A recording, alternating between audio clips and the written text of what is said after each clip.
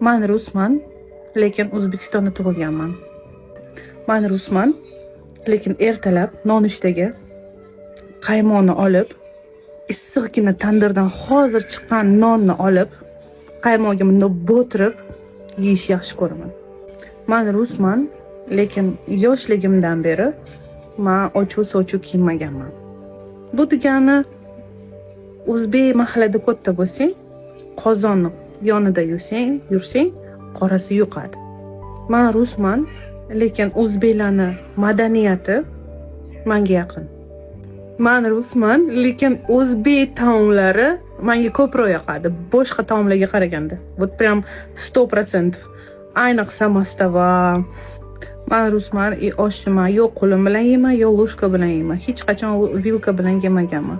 Обязательно osh yonida achchuv bo'lish kerak. Такой achchiqgina ko'k choy bo'lish kerak. Такой issiq lipyoshka, issiq bo'lmasa ham lipyoshka bo'lish kerak. O'shanda mazza qiladi odam. Men rusman, mehmonga borsam, o'zbeklarnikiga, misol uchun, o'rtog'im ham bor o'zbek. Choy ichmayman даже uyda.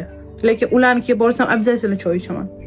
Men rusman, bu joyga bozorga borsam, обязательно o'zbekskiy milliy taomga kiraman. Ayniqsa bozor ichida kafeshkalar bo'ladi. Arzon, shunaqa shirin.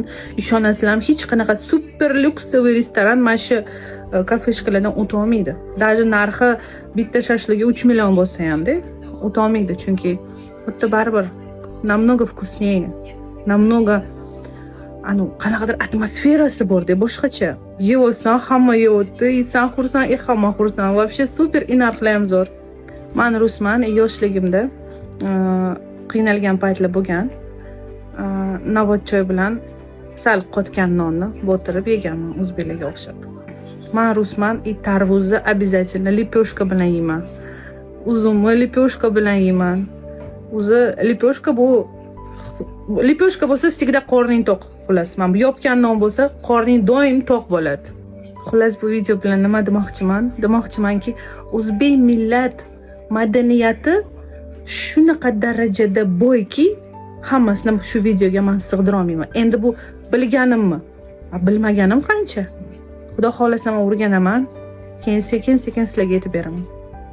Iltimosim, mana shu videoga like bosib, sahrangiz qilib qo'yib, bitta samolyotga bossanglar, bu tanishlarga yuboringlar, bilsinlarki, что bor rus odam o'zini o'zbekdek his qilayotgan.